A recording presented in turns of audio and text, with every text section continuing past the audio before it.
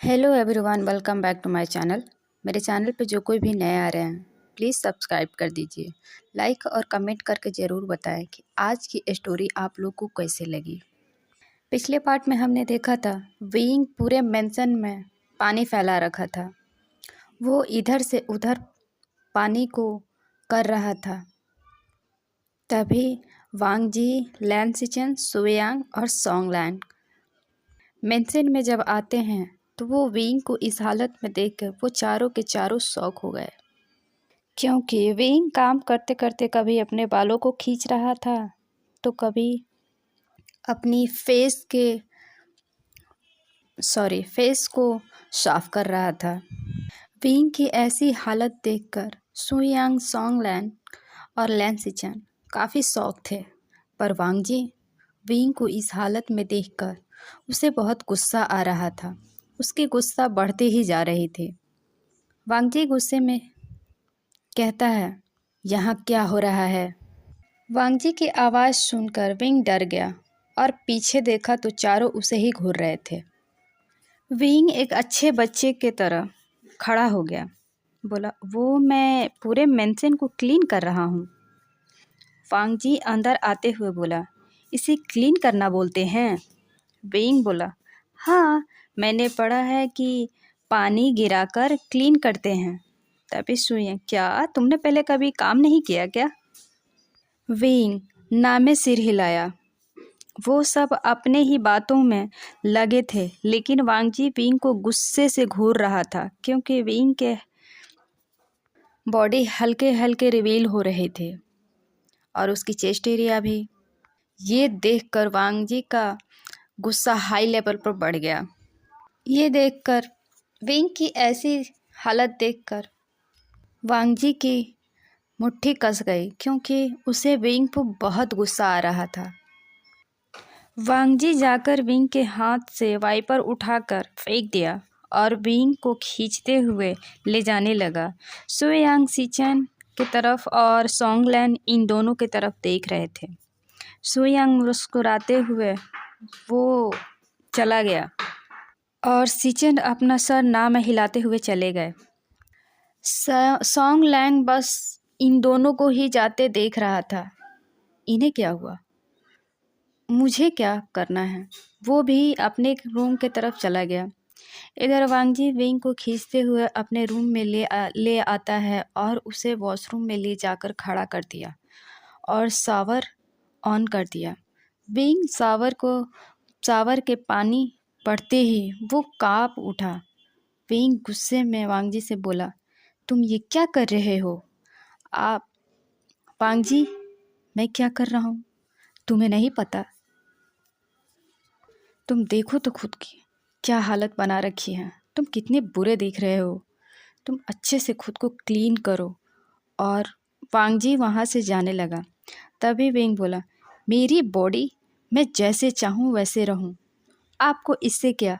आप होते कौन हो मुझे ऑर्डर देने वाले? वांग जी, जो अपने गुस्से कंट्रोल कर रहा था, अब उसे बहुत गुस्सा आता है। वांग जी गुस्से में विंग के दोनों हाथ कंधों को पकड़कर दीवार से पिन करते हुए बोला, मैं तुम्हारा हस्बैंड हूँ। विंग विंग को भी बहुत गुस्सा आ रहा था। वो गुस्से में बोला, सिर्फ नाम के, मैं तो आपका सर्वेंट हूँ ना। इस समय वांगजी और विंग दोनों एक दूसरे के करीब थे। वो दोनों शावर के नीचे खड़े थे।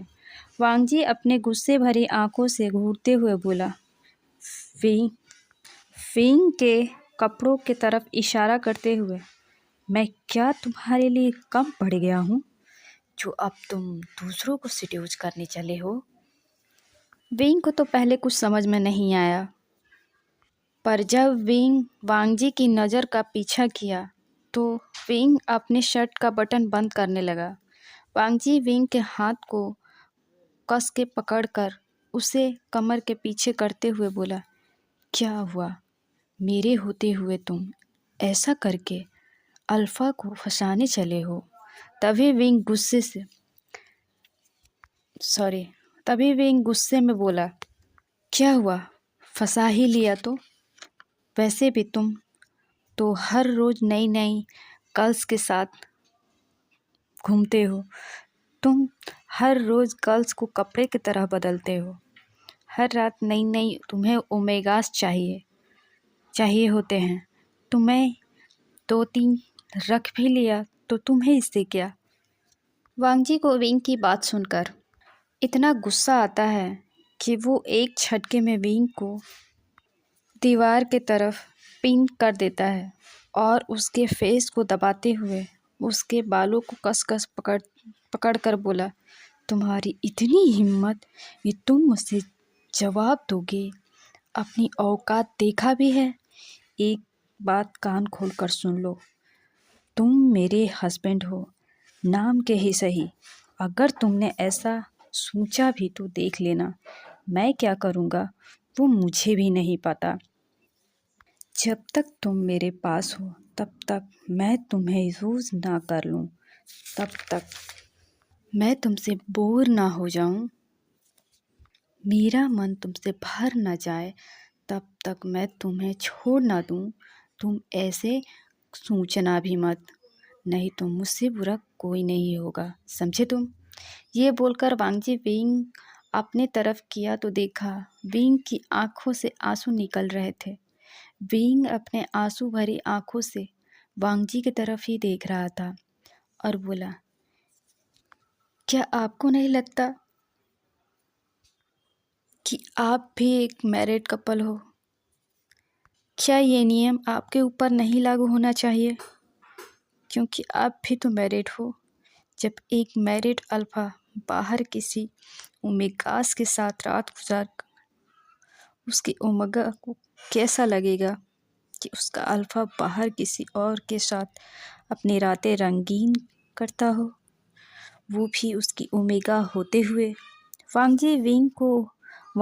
वांगजी को विंग की बात पर बहुत गुस्सा आ रही थी, इसलिए वांगजी वहीं छोड़कर बाहर निकल गया।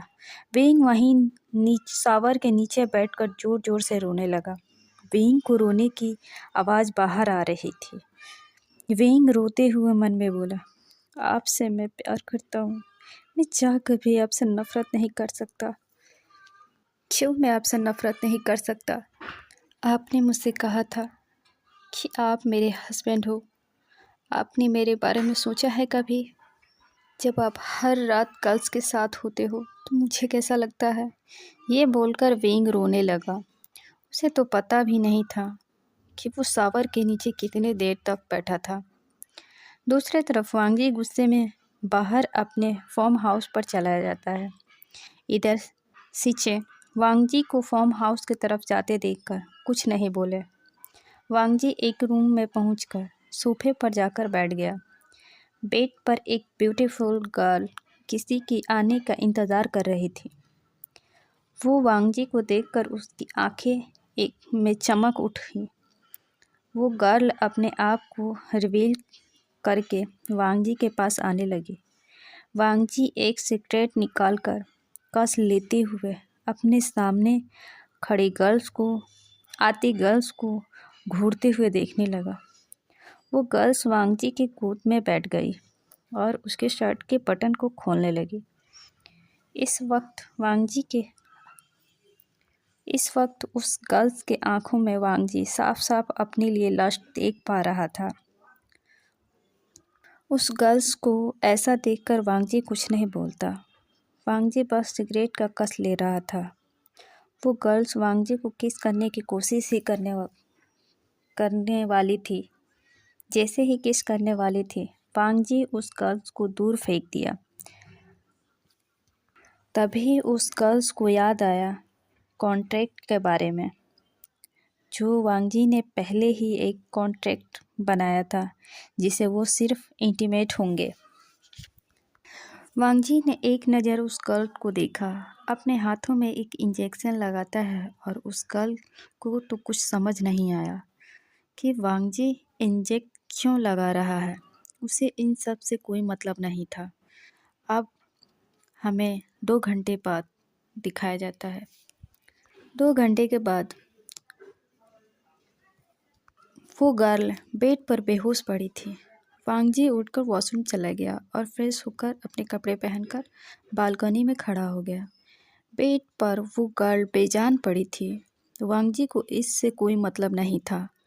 वांगजी बालकनी में खड़ा होकर विंग की कही हुई बातें को ही सोच रहा था। आपको हर रात एक नई नई गर्ल्स चाहिए हो, वो भी अपने मज़े के लिए। वांगजी बोला, ज़रूरत हर इंसान को बहुत कुछ करा देती है विंग, ये मेरी मजबूरी है। मेरा यकीन करो, मेरी मजबूरी, मेरी ज़रूरत ये दोनों हैं। ये कहकर वांगजी वाइन को पीने लगा। दूसरी तरफ विंग बहुत देर तक शावर के नीचे बैठकर ऐसे ही भीग रहा था। तभी सिचन वांगजी के रूम में आए तो देखा विंग उस रूम में नहीं था। तभी सिचन को पानी गिरने की आवाज़ सुनाई दी तो सिचन वॉशरूम के दरवाज़ा खटखटाते हुए, विंग, क्या तुम ठीक हो? शावर रूम से कोई आवाज़ नहीं पाकर सिचन थोड़ा घबरा गए। वो घबराते हुए, विंग, तुम मेरी बात को जवाब दो, क्या तुम ठीक हो? शावर रूम से कोई आवाज़ नहीं आई। सिचन के भी आवाज़ लगने से भी विंग डोर ओपन नहीं किया। कुछ देर बाद जब विंग का रोना हो जाता है तो विंग वहाँ से उठकर खुद को बाथरोब पहनकर शावर रूम से बाहर आया तो देखा सिचन वहीं खड़े थे। सिचन के देखते ही विंग की आंखें लाल हो चुकी थी रोने की वजह से। विंग सिचन को देखकर थोड़ा डर गया। सिचन खाना टेबल पर रखते हुए बोले, विंग, तुम खाना खा लो। विंग बोला, मेरा मन नहीं है। तभी सिचन विंग के पास आकर बोला, तुम मुझे अपना गगा मानते हो ना, तो क्या अपनी गगा की बात नहीं मानोगे? विंग की आंखों से आंसू निकलने लगे। लैन सिचन विंग की आंखों से आंसू को पोंछकर और बोले, देखो विंग, मैं ये नहीं कहूँगा कि क्या सही है क्या गलत है, पर मैं तुमसे इतना कहूँगा कि प्लीज़ वांगजी को गलत मत समझना।